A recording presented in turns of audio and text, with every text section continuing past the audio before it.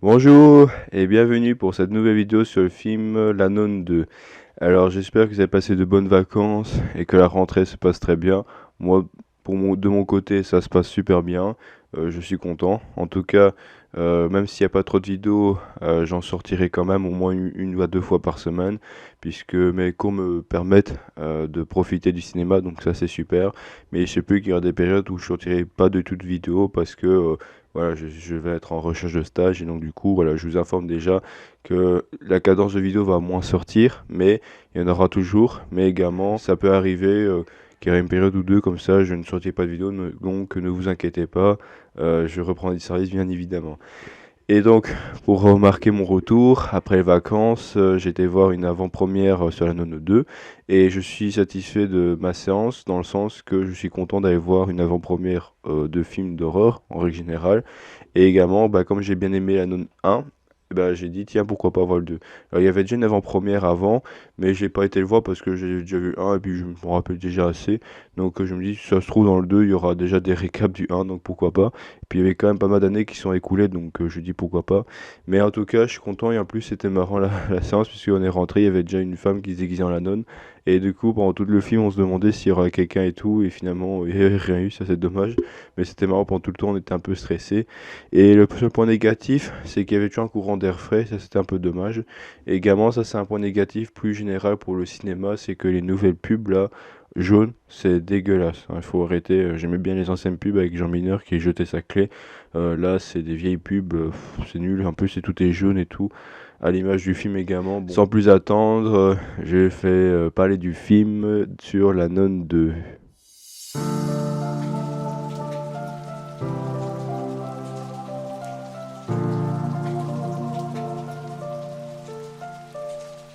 Après les événements du 1, où justement il y avait eu un homme qui avait combattu la nonne à côté d'une femme couvente, qui allait faire ses preuves pour devenir une femme couvente, et à côté d'un curé, je crois aussi, qui ont tous combattu la nonne pendant tout le film. On essaie de trouver, parce qu'il y a eu des meurtres, etc. En Hongrie, ils allaient élucider les problèmes. Ils découvrent une chapelle avec une nonne hantée. Pour vous mettre dans le bain, parce que c'est une suite directe. À la fin, on apprend que voilà, donc le type en question avait bercé la nonne dans de l'eau bénite avant qu'elle meure. Sauf que, avant que la nonne décède, elle avait transféré son venin au type qu'il avait mis dans l'eau avant qu'il se quitte avec la femme couvente là. Et, bah, le mec il dit bah tiens je vais partir en Hongrie planter mon potager. Et du coup t'avais sa copine on va dire ça qui lui a donné des tomates. Comme ça il pourra planter sa ferme. Et c'est fini comme ça. Et puis à la fin du 1 on apprend que avec de ces Warren, bah, ils avaient vu cette histoire du mec hanté etc. Et en gros ils ont dit ouais via cette expérience là on va vous apprendre pourquoi il y a eu ça ça ça. Il est vrai que point de vue, je pensais que la Nonne 2 ce serait un Conjuring, parce que comme c'était une suite, etc., qu'on voyait avec Conjuring, c'était pas le cas, donc c'est assez décevant. Mais bon, en tout cas, c'est la suite directe du 1, mais ne vous en faites pas, dans ce qui est bien dans le 2, c'est qu'ils mettent en avant les personnages, donc ils expliquent quand même bien. Dans le 2, on se remémore, c'est vraiment, ça se passe dans une ancienne abbaye, qui est devenue un pensionnat pour filles. Le mec était possédé, qui s'appelle Maurice. Euh, Malheureusement, il revient encore avec le démon et il s'engage dans tout le pensionnat. Et ça fait écho avec le Vatican, où eux qui pensaient avoir tué le démon Valak, bah, il va faire appel à une des anciens personnages pour essayer de le tuer, etc. Et en gros, il y a vraiment cette idée de possession, etc., qui est vraiment très présent dans ce film. Donc il faut faire vraiment très attention parce que ça y a des scènes qui peuvent vraiment vous surprendre. Il y a une aventure, hein. Mais je mets des réserves quand même parce que je vais plus en détail dans les parties qui vont suivre. Mais c'est vrai que honnêtement, il y avait certaines idées un peu pas mal et d'autres moins. Et également aussi, on met en avant des nouveaux personnages qui aura une écho dans l'histoire, etc. Le film en lui-même est un peu une copie palpable du 1, sans pour autant être le 1, mais il y a beaucoup de résonance dans le 1, qui est un peu décevante, malheureusement. Mais il est vrai que j'avoue que dans ce film, c'est une histoire à part entière, on va dire ça, mais une suite directe, puisque peut-être est-ce que ce sera la fin du chapitre, ça on saura plus tard. Sur ce, je vous laisse avec la partie critique, où là justement je partais dans le côté positif, dans les top.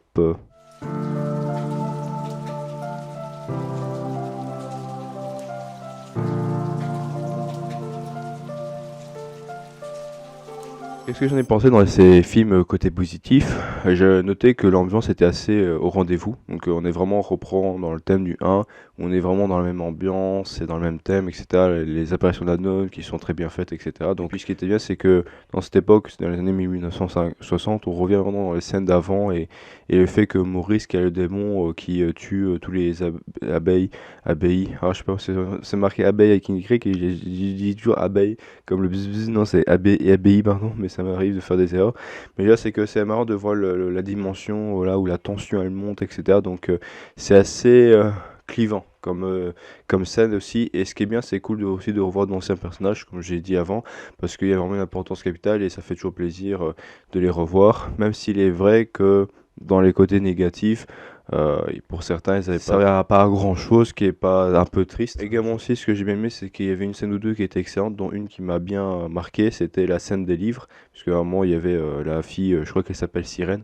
Oui, ça c'est négatif, on sait pas si ça s'appelle Irène ou Irine, parce que des fois, il y a des meufs qui disent Irine, PA, qui dit Irène, donc ça c'est un peu compliqué. Mais en gros, la sœur Irène, qui à mon avis a déjà fait ses vœux pour devenir femme couvente, en fait, devait chercher des preuves pour tuer définitivement la nonne. Et sur le chemin, elle tombe sur un nez sur un kiosque de journaux. Et devant, tu vois des journaux qui survolaient comme ça. Et tellement pour en faire apparaître la nonne. Et j'ai l'impression qu'il y avait au moins 2000 pages sur les trucs tellement ça tournait.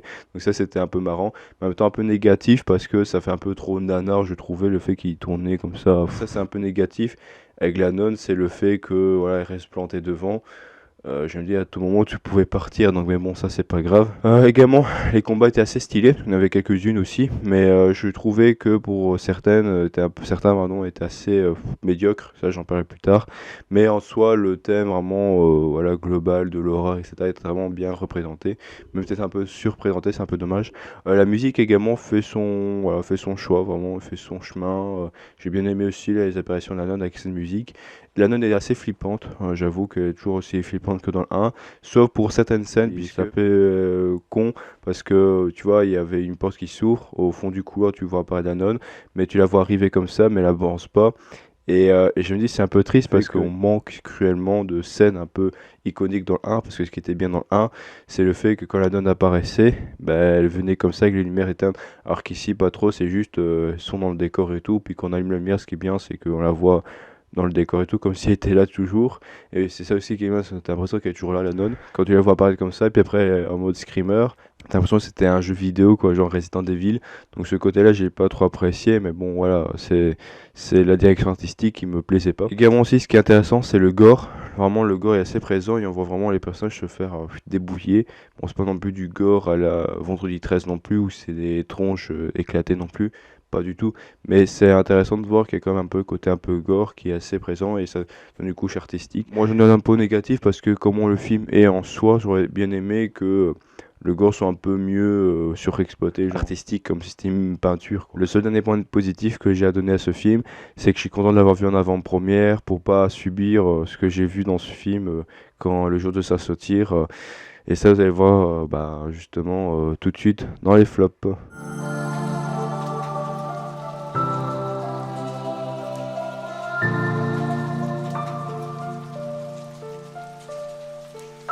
Alors si pendant toute la vidéo vous avez l'impression que vous êtes devant un mort, bah déjà c'est l'effet que ça me fait dans ce film également, j'étais mort de l'intérieur, mais c'est parce qu'il fait très chaud, et donc du coup je suis en train de survivre là avec le niveau de température, parce que je suis en train de souffrir, mais je fais ça un peu pour vous quand même, parce que j'ai vu le film et je vous en parle, mais également aussi parce que bah, ça fait depuis quelques temps que j'ai un peu posé dans ma vie, donc je prends le temps de parler, etc. Donc, et également aussi au niveau du montage, je pense pas que j'aurai autant à faire. Donc ça c'est bien, donc j'ai pas à me stresser également. Ben, pour les temps de vidéo aussi, je ne me stresse plus. Et également aussi, je pense que dans ma vie, ça a un peu chamboulé. J'ai fait des rencontres et je suis assez fier de moi quand même, de ma réussite. Bref, donc assez parlé. Alors pour revenir au film, ce que j'ai noté d'abord en premier, c'est la nonne, oui également la nonne, mais la couvente, la sœur sirène, puisque comme j'ai dit dans la scène du livret, ce que je trouvais débile, c'est que Dans le 1, elle avait peur et tout, parce qu'elle découvrait ce qui se passait, donc c'est un peu triste. Cette tension un peu classique et tout, de film d'horreur, toujours où il y a un personnage qui rencontre un lieu, on dit, nous on sait qu'on va pas y aller, mais eux le font, puis ils se font avoir. Mais je dis, bon, pourquoi pas, c'est toujours classique. Mais ce qui m'énerve dans ce film, c'est la sœur Irène, c'est que elle voit des scènes, voilà, surtout la scène du livret, où c'est dangereux, mais elle va rester devant, comme si elle était hypnotisée et happée. Et ça, je trouve ça vraiment débile parce que je me dis, mais un truc comme ça, tu peux déjà quitter parce que t'as déjà vécu ce genre de truc. Maintenant, un, c'est pire. Et je trouve que ce qui est dommage dans ce film, c'est que la tension au niveau de la difficulté des personnages est assez moindre que dans le 1. Parce que dans le 1, ça partait dans tous les sens. Mais dans le 2, vraiment, c'était au même niveau, au même chapelet. C'était un peu dommage, quoi. Enfin, oui, chapelle, pardon. Donc c'est un peu triste. Également aussi, ce que je trouvais dans le film assez dommage, c'est la surexploitation des jumpscares et des scènes où on attend vite fait que ça vienne, donc c'est un peu dommage. Et des scènes genre ah, 1, 2, 3, comme ça j'étais avec mon papa, 1, 2, 3, ça va arriver. Et des fois ça arrive vraiment, donc c'est un peu con. Également si à un moment il y avait Sœur Sirène pour rebattre la nonne, elle a eu une illumination divine avec un gamin qui apparaît. Mais la façon dont le gamin apparaît, parce que c'était dans le flou, à un moment, avant qu'on voit sa tête près d'elle, vraiment tout au fond, la cendre illuminée et sa tête qui était déformée comme ça, t'as l'impression que c'était un alien qui apparaissait, ça m'a fait rire.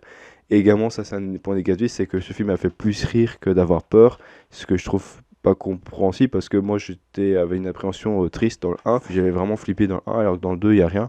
Et je me dis, pendant tout le film, je me dis, ah, j'ai hâte que le Matt se fait des films à faire cette vidéo sur le 2 avec sa critique, avec ses blagues, parce qu'il y a tellement de blagues à faire et tout que il faut vraiment qu'il en fasse parce qu'il y a des films, des scènes où je me dis ah si Matt était là il aurait fait ça. C'est pas un très bon film j'avoue. Et j'ai essayé d'être clément aussi dans les points positifs mais là pour le coup je peux pas m'en cacher. Également aussi on parle beaucoup des flashbacks du passé d'Irène qui est un peu illogique parce que dans le 1 on n'en parlait pas trop du passé d'Irène et là dans le 2 on le surexploite mais ça n'a pas trop d'incidence pendant le film sauf à la fin où là je vais revenir avec le combat final et tout, où purée c'est pas un bon combat quoi. Parce que la nonne elle a eu ce qu'elle a eu, parce que oui pendant tout le film ils doivent trouver une arme pour la détruire. Et ce qui est assez surprenant d'ailleurs, ça j'ai bien aimé, et ça dure 5 minutes. Voilà, et en gros, bah, ils sont tous là, les personnages qu'on a vus dans le film, tous là à essayer de la contenir, et en gros, bah, à un moment, tu vois la sorcière se faire brûler, et elle reçoit des flashbacks de sa mère, là, et puis après, fini. La nonne, j'ai vu la mère. Ah. Et au début, je pensais pendant tout le film, la nonne 2, enfin la nonne, pardon, c'était oui, pas la même que le 1, mais qu'en gros, c'était vraiment sa mère, la sœur d'Irène, parce qu'on n'arrête pas d'en parler. Et je dis, ok, il y a flashback, puis elle arrête. Et je dis, mais enfin, je sais pas, c'est débile, parce que dans tout le film, on fait des tensions sur la nonne, la nonne, la nonne. Finalement, c'est 5 minutes, quoi.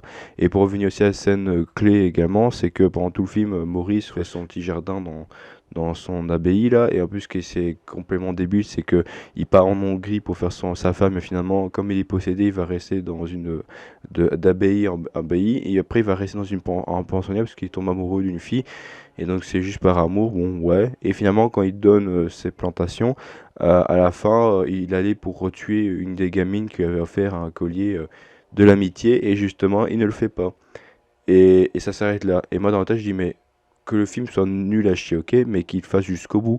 Et ce film-là, franchement, il y a des scènes où, par exemple, la fille du professeur là, dont il est amoureux, lui offre un collier de l'amitié, et le mec, on n'en parle plus de ce collier, hein, on sait même pas s'il l'a remis, parce que à un moment, il se fait piquer, il le montre à la fille, puis après, on le voit plus.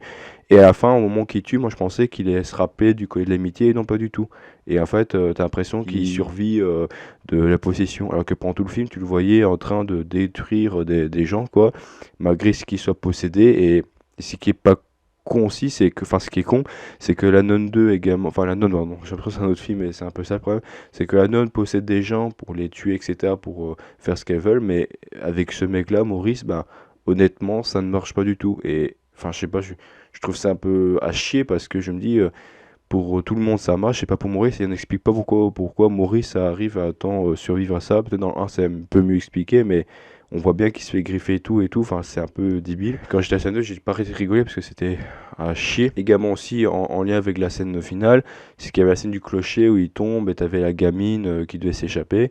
Et vraiment, j'étais vraiment parti dans ce film, que enfin je me suis mis la musique en avant l'aventure Banga là, où t'as le mec qui escalade les murs pour pas toucher le sol parce que c'est de l'eau, puis t'as des crocodiles qui arrivent, et puis pananana, en aventure, panga, nananana, comme ça. J'avais ça en tête, ce qui est pas normal, mais c'est parce que tu vois la gamine, comment elle marchait et tout, t'as l'impression qu'elle devait survivre et tout.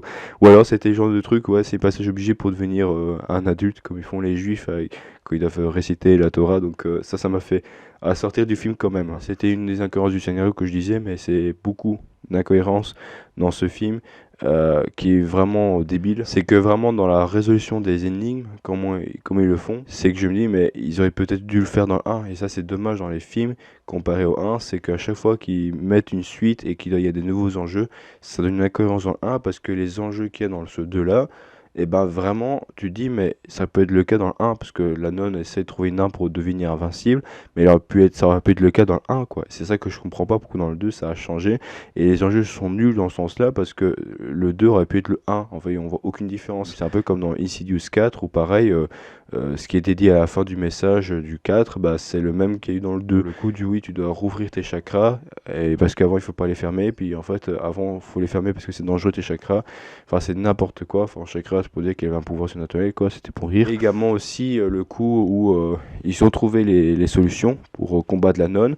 Et c'est vrai qu'il y avait un nouveau personnage qui ne sert complètement à rien, à part de se dire que son peuple a été victimisé par des blancs, c'est tout. Elle sert à rien dans ce jeu, à part dire qu'elle sait faire des trucs, mais c'était aucune utilité. Hein, c'est juste un appui émotionnel avec la sœur Irène, alors qu'elle, elle pourrait déjà tout faire elle-même. Mais bon, là, à un moment, t'avais la meuf, je vais même pour dire que j'ai oublié son nom, elle va voir la sœur Irène et elle va dire, mais tiens, du coup, comment on va faire pour combattre la nonne? Et la sœur Irène, qu'est-ce qu'elle dit? Elle dit, bah, je connais un ami qui peut nous aider.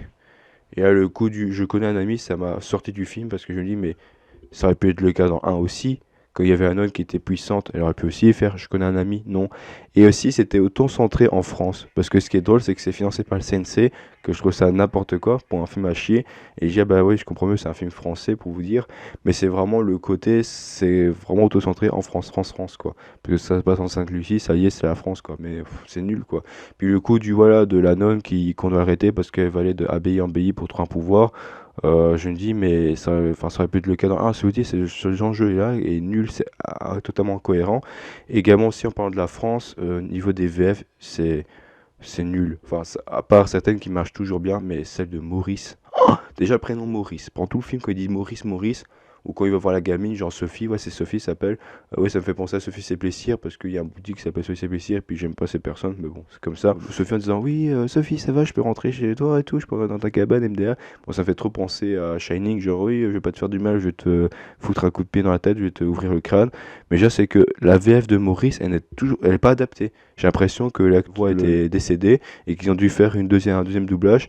Ou alors, comme le coup que j'ai eu avec Equalizer quand j'ai dû revoir les premiers, c'était que j'ai dû changer de plateforme parce que le film n'était plus là et qu'ils avaient une nouvelle voix et que ta meuf qui a fait une action un peu tchakaïque comme ça et tout. Mais oh, va te faire foutre quoi. Et moi, ce que je trouve ça honteux, c'est vraiment la VF de Maurice qui est vraiment en dehors du film. T'as l'impression qu'il n'y avait pas d'enjeu, pas d'émotion. Et des fois, même le personnage également aussi, il n'y avait pas trop d'émotion. Mais dans la tête, je me dis, ouais, ça y est, c'est parce qu'il s'est posé par Anon que ça y est, en gros, il avait plus de voix. Et en fait, non. À la fin, il retrouve un peu sa voix, mais j'ai l'impression que quand il était possédé, c'était ça sa voix. Donc c'est assez débile. Et également aussi, bon, ça, il y a l'histoire avec le fils de la mère supérieure qui s'est fait volatiliser dans la chapelle, c'est pour ça qu'elle s'est enfermée. Et le gamin, il s'appelle Cédric. Ouais, non, mais sérieux, enfin, des prénoms pareils et tout. Ok, on est dans les années 1960, mais Maurice, purée. T'as l'impression que quand Maurice va se transformer, ça, on dit, ah non, c'est plus Maurice, c'est Morissette, quoi. Aïe, aïe, aïe, ah non, c'est nul, c'est vraiment mais nul à chier, je vous le dis. Et comme je vous ai dit, l'apparition de la nonne est digne d'un jeu vidéo parce que pendant tout le film, t'as l'impression que la nonne apparaît. Tu pouvais mettre au-dessus là ah, pour ma vidéo, parce que c'est un réverbère là, comme ça. Tu pouvais mettre vraiment une zone d'XP là ou de PV pour battre la nonne et qu'à la fin, je me suis dit, allez, mission accomplie, le thème de GTA San Andreas. J'ai gagné 150 XP, j'ai battu la nonne. Non mais c'est pénible quoi, je trouve que ça sort vraiment du film. Et également les enjeux, la façon dont l'aventure est traitée, ça fait trop penser, comme je l'ai dit, à des jeux, mais aussi à d'autres films comme Indiana Jones ou Lara Croft, mais surtout aussi Benjamin Gates. parce que vraiment, mais honteux. La façon dont ils vont résoudre des énigmes, genre ils doivent trouver l'œil de l'autre, et l'œil fait un... Quand tu mets la loupe, il fait une vision laser pour ouvrir un socle et trouver des parchemins, et pour... et après, au moment quand il ouvre un socle, t'as le truc qui s'illumine, et que quand il le sort devant un âne, il fait des rayons laser et tout. Mais c'est un film d'horreur ou c'est un film genre le dernier voyage, le film français que Jean Reno là, c'était nul à chier. Enfin, je veux dire, ça sort complètement du film mais c'est pas possible. Enfin, le coup des rayons laser, tout ça pour trouver un arme, mais ça fait pas la nonne. Je suis désolé. La nonne 1, ce qui était bien, ce qui mettait de l'eau bénite, c'était cool. Là, dans le 2, c'est rien. Voilà, j'en ai un peu marre de tous ces films religieux, horreur. C'est bon, on a assez soupé, quoi. Si vous n'avez pas encore été sorti du film, c'est vers la fin, quand il y a toutes les filles qui sont attaquées. À un moment, il y a une apparition du diable avec les cornes. Et celui du vitrail il disparaît, puis il réapparaît, donc c'était classe. Mais le coup de la bête cornée qui apparaît pendant le film, ça fait trop Guillermo del Toro. Ça fait pas film d'horreur. Et que tu vas attaquer, moi je dis ça c'est pas un film d'horreur. Moi tu me vends ça. Moi, au début je rigolais avec papa parce que on parlait d'autres films, ça m'a fait penser à la Proie du Diable. Et honnêtement ça fait trop ça. Parce qu'à Proie du Diable, à un moment quand à la fin du mec il voit le diable, et bah c'est pareil, il voit un mec corné aussi. Et pourtant la Proie du Diable c'était un film parodique et humoristique, espagnol. Donc c'était normal que c'était drôle. Alors que c'est un 2, ça se vend comme si c'était un film d'horreur. Alors que moi j'étais vraiment en train de rire. Et vraiment, j'étais pas le seul, parce que dans ça, il y avait beaucoup de gens qui ont rigolé aussi également. C'était vraiment, mais. Ah, ça chie sur la licence, je vous le dis, quoi. Et également aussi la musique du film, et ça fait trop penser à Assassin's Creed. Vraiment, il y a des scènes, t'as l'impression que c'est un mec qui joue la cornemuse en Écosse, quoi. On n'est pas dans la nonne, là. Enfin, je sais pas, c'est fini la nonne, le genre de l'écho, genre de l'opéra, de la chorale que j'aime bien et tout. Non, c'est fini, en fait. Nul. Le côté film d'horreur catholique classique, faut arrêter. Parce qu'il y avait un film avant, c'était vraiment la Pro du Vatican, je sais pas quoi. Et quand j'ai vu le scénario, je me dis, oh non, encore un curé, un prêtre qui va sur un lieu d'exorcisme, il doit tuer le démon. Puis le fils dit, ah, tu me reconnais plus, papa, et tout. Je me suis dit, oh, mais arrêtez, arrêtez de faire des films d'horreur comme ça, c'est bon. Oh! Ok, tu peux faire des films sur les licences comme La Nonne, ou là, prochainement, Exorciste. Je dis pourquoi pas, parce que Exorciste, bon, ça n'a rien de voir religieux, mais j'aime bien, oui, oui, un peu de religion avec l'exorcisme, pardon, mais ça, c'est vraiment, ça peut être sympa pour l'exorciste, parce que j'aime beaucoup la licence. Honnêtement, des films comme La Nonne 2 et tout, il faut arrêter, quoi. Vraiment, j'en ai un peu ras-le-bord, comme les films de Marvel avec les super-héros, pareil, j'en ai ras-le-bol. C'est vraiment tous ces films aux surenchères, on surexploite et puis on fait de la merde. Comme là, le produit Vatican, je sais pas quoi, que j'ai pas vu, parce que j'en avais marre. Encore des films, machin, c'est bon, Possession.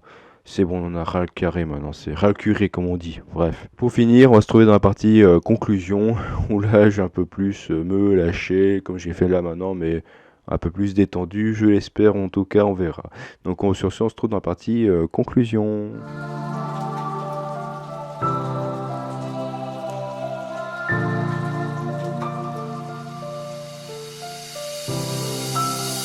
Si je devrais définir le film en un mot, ce serait gros nanar. Vraiment, ce film, avant j'avais dit ah ça fait trop nanar pour rigoler, hein. Mais en fait c'est vraiment que c'est en chie sur la licence, on fait du fric pour rien. On a vu que ça marchait dans le 1, mais autant ne pas faire le suite, parce que c'est vrai qu'à la fin du 1 on voit qu'il y a une suite, mais vraiment moi je pensais que ce serait dans un Conjuring, et ben on la donne 2. Et vraiment, c'est de la merde, je vous le dis. N'allez pas le voir, s'il vous plaît. Mais vraiment, qu'on fasse chier sur la licence et tout. Même mon papa, qui est pas fan de films d'horreur, il est rigolé, il en avait rien à foutre. Et pareil pour moi. Franchement, j'ai plus passé mon temps à rire des incohérences du film que d'avoir peur. Ça m'a énervé. Qu'est-ce que ça t'a appris? Rien. Du temps perdu pour moi et honnêtement, j'ai pas envie de voir de suite. Comme pour Creed 3, pareil, j'ai pas envie de voir la suite parce que ça m'a décidé, c'est comme ça. C'est qu'un film qui m'a bien fait chier, je ne vois pas la suite. Bref, je trouve ça pas normal. C'est que vraiment, il y avait quelque chose, il y avait du terrain pour faire des trucs et ils font de la merde. Et moi, ce qui m'énerve, c'est que le 1 a bien marché, donc du coup, on va faire du marketing et on ne crée pas de scénario. Et ça, c'est intolérable. Et pour les mises en scène, vraiment, il y a un manque cruel d'enjeu. C'est digne du 1.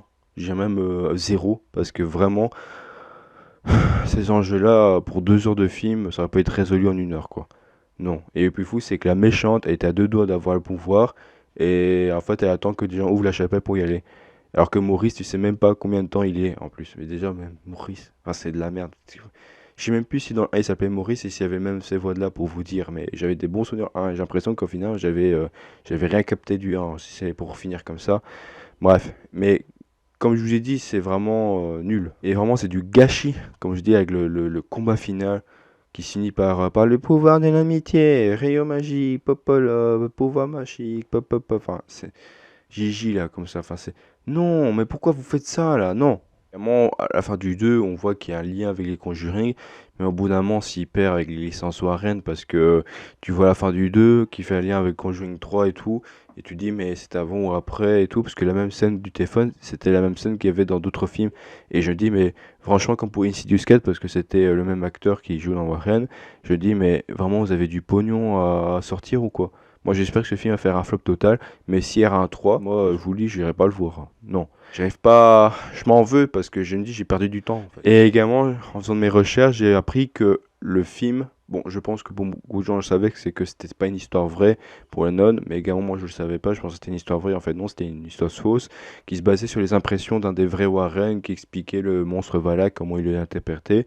Et c'est James Wan qui a fait les Conjuring, qui lui-même a interprété à sa façon, qui a créé la nonne. De base, c'était un spin-off des Conjuring, mais je veux dire, c'est que vraiment, en tout cas, c'est pour ça. Après, bon, il y a eu Annabelle aussi, mais c'était un peu une histoire vraie avec une vraie poupée qui est hantée. Mais je veux dire, c'est que par contre, le thème du film, et ça, c'est un truc qui m'a outré, c'est que ça existe déjà.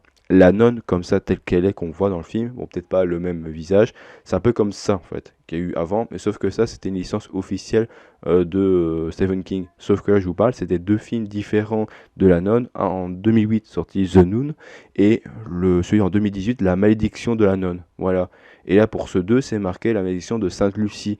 Et quand tu vois The Nun et La malédiction de la nonne en 2008 et puis en 2018, c'est pas le même film, c'est d'autres différents. Et ça n'a rien à voir avec les dossiers Warren. En fait, c'est juste d'autres films. C'est des trucs de possession, la nonne, machin, un truc matriarque. Et je trouve ça débile parce que je me dis, mais pourquoi en fait? Pourquoi vous faites ça? Et également aussi, j'ai vu qu'il y a aussi une série sur TF1.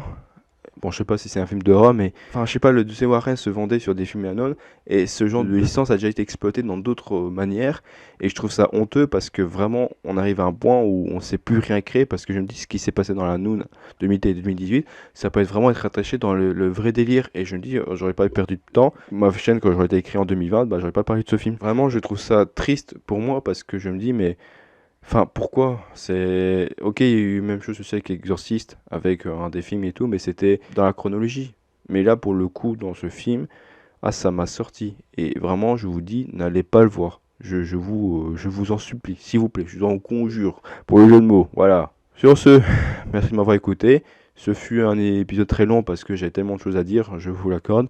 Et j'ai essayé d'être resté calme également. Avec la chaleur, c'est compliqué. Comme d'habitude, n'hésitez pas à liker, à vous abonner, à commenter, à partager. Ça m'aide pour le référencement et également pour moi aussi dans mes projets perso. Et merci d'être là, merci de vous abonner à ma chaîne également, je vous remercie. On s'approche bientôt des 100 abonnés, c'est super, merci. Merci également de regarder mes vidéos, ça fait plaisir. Bon, il manquerait toujours quelques commentaires, mais bon, ça c'est toujours un petit plus parce que j'aime bien être aux côtés de mes abonnés, de ma communauté, etc. Mais ça fait toujours plaisir d'avoir autant de gens qui me suivent, donc je vous en remercie. Allez gâteau, comme on dit, gozaimasu, là, je sais pas quoi. On va faire son petit otaku, bref. Et sur ce, c'est ce qui finit notre très longue supplice de vidéos. Je suis content de l'avoir fait finalement, bref. Et on se retrouve pour de prochaines vidéos. Prenez soin de vous et surtout, allez au cinéma, voir des films et dites-moi ce que vous en pensez. Allez, salut, bye bye, ciao, merci de m'avoir écouté.